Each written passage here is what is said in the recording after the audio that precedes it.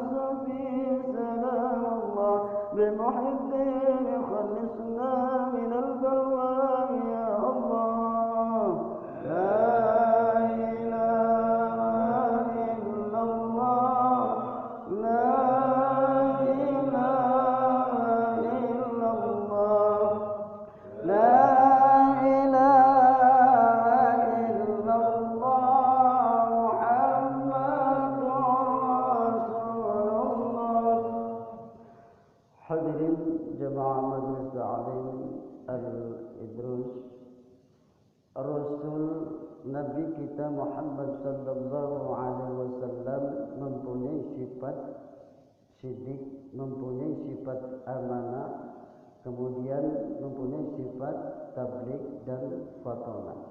Di mana dalam pertemuan kita yang lalu kita membahas tentang sifat amanah, yakni lawan dari amanah adalah khianat. Tidak mungkin seorang nabi, seorang rasul itu berkhianat. Apa yang telah difirmankan oleh Allah Subhanahu wa taala kepada beliau, tidak mungkin beliau menyembunyikan, tidak mungkin beliau berkhianat apa yang diperintahkan oleh Allah Subhanahu wa taala. Maka kita sebagai umat Muhammad, maka tidaklah termasuk orang-orang yang beriman apabila kita termasuk orang-orang yang berkhianat, tidak menjalankan amanah. Berarti kita tidak termasuk orang-orang yang beriman kalau kita tidak amanah. Maka seorang nabi, seorang rasul itu dia harus amanah, bisa dipercaya dari perkataan dan perbuatannya. Maka takwa itu kadang diartikan al-iqtida'u bin nabiyyi sallallahu alaihi wasallam qaulan wa fi'lan, mengikuti jejak langkah nabi dalam perkataan dan perbuatan. Maka kita sebagai umat Muhammad, apa yang diperintahkan oleh Allah Subhanahu wa taala kepada rasul kita, kepada nabi kita, itu pun sama diperintahkan kepada umatnya. Apa yang diperintahkan oleh Allah kepada nabinya, itu pun diperintahkan kepada kita. Maka kita sebagai umat Muhammad harus menyadari bahwa kita ingin dikatakan orang beriman, maka jalankanlah apa perintah Allah, apa perintah Rasul. Di antaranya kita jangan berkhianat. Jangan seperti orang-orang Yahudi. Orang-orang Yahudi mereka berkhianat. Bahkan mereka lebih tega, bahkan mereka membunuh para nabi-nabi mereka. Bahkan mereka membunuh para rasul-rasul mereka. Ada nabi yang dibunuh oleh mereka. Halo, assalamualaikum. Waalaikumsalam. Iya, abadi.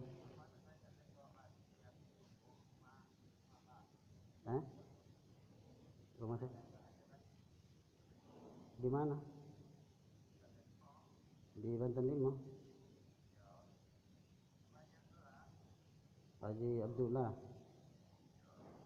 Oh, di Banten Lima ya?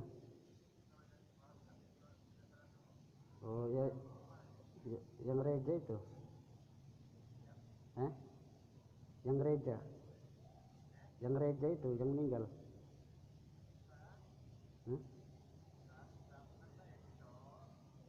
Oh.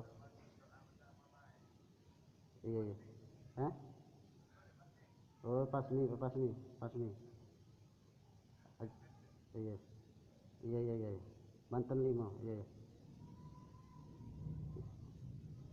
Ya sudah ya dulu. Iya, halo. Iya. Oh iya. Ada apa, Bang? Iya.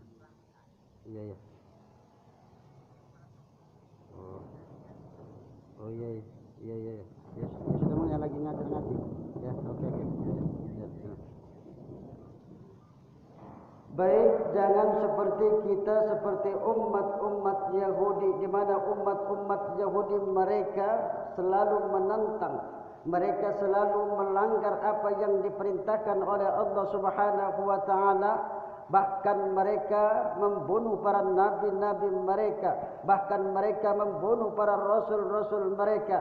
Jangan sampai menyembunyikan kebenaran tersebut. Wala talbisul haqqa bil batil wa taktumul haqqa wa antum ta'lamun.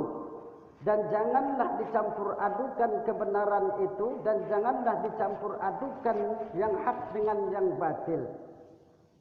Wala talbisul haqqa bil batil. Ya, jangan dicampur adukan yang benar dengan yang batil. Ya. Jangan menyembunyikan apa ya kebenaran dari Allah Subhanahu wa taala. Jangan berkhianat. Atamuruna an-nasa bil birri wa tansawna anfusakum wa antum tatluna al-kitab. Afala ta'qilun. Mereka pendeta-pendeta Yahudi, mereka orang-orang baik dari orang-orang Yahudi menyuruh orang lain berbuat baik, tetapi mereka kadang-kadang melupakan diri mereka sendiri. Menyuruh kepada orang lain berbuat baik, tetapi mereka melupakan diri mereka sendiri. Maka janganlah kita seperti mereka. Jangan sampai seperti umat Yahudi yang dihancurkan oleh Allah Subhanahu wa taala. Karena apa? Karena mereka selalu membangkang kepada nabinya. Bahkan mereka ini sudah keterlaluan. Dalam satu hari mereka membunuh beberapa nabi. Ini keterlaluan. Makanya jangan sampai kita seperti mereka. Apa yang telah difirmankan oleh Allah, disampaikan oleh Allah, kemudian diberikan oleh Allah kepada Nabi kita Muhammad, kemudian Nabi kita Muhammad itu menyampaikan kepada kita, makanya sifat Nabi itu tabligh. Tabligh itu menyampaikan, artinya menyampaikan apa yang difirmankan oleh Allah Subhanahu wa taala. Makanya seorang nabi, seorang rasul itu tidak ada teman, tidak ada kawan. Kenapa? Karena kebanyakan mereka menentang. Makanya kita jangan bersedih hati. Kalau misalkan kita menyampaikan suatu kebenaran, kemudian tidak ada orang yang mau percaya kepada kita, tidak ada yang mau mengikuti kita, jangan bersedih hati. Dulu para nabi dan rasul mereka tidak ada teman, tidak ada kawan. Mereka sendiri menyampaikan risalah Allah Subhanahu wa taala, namun mereka tetap tegar, mereka tetap bersabar karena suatu saat pasti akan terjadi, suatu saat pasti akan ada yang mau mengikutinya. Namun kita juga jangan berkecil hati dan berputus asa untuk menyampaikan apa yang benar dari Allah Subhanahu wa taala.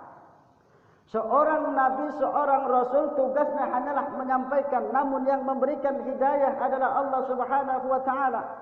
Bu'istu da'iyan wa muballighan, kata Nabi, sesungguhnya aku diutus untuk menyampaikan risalah, namun yang memberikan hidayah itu hanyalah Allah Subhanahu wa taala. Yang berhak memberikan hidayah itu Allah.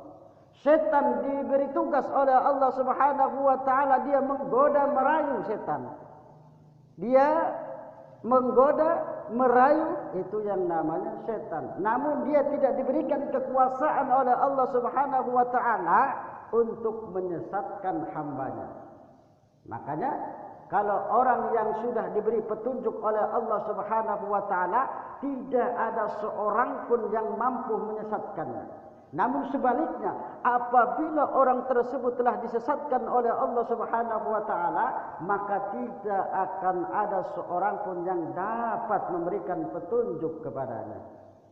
Maka kita sebagai hamba yang dhaif, sebagai hamba yang lemah, yang tiada daya dan upaya, berusaha sekuat semampu kita agar kita terhindar dari godaan-godaan setan, dan kita tetap memohon pertolongan kepada Allah agar selalu kita mendapatkan hidayah dari Allah Subhanahu wa taala. Karena urusan hidayah itu hanyalah Allah Subhanahu wa taala.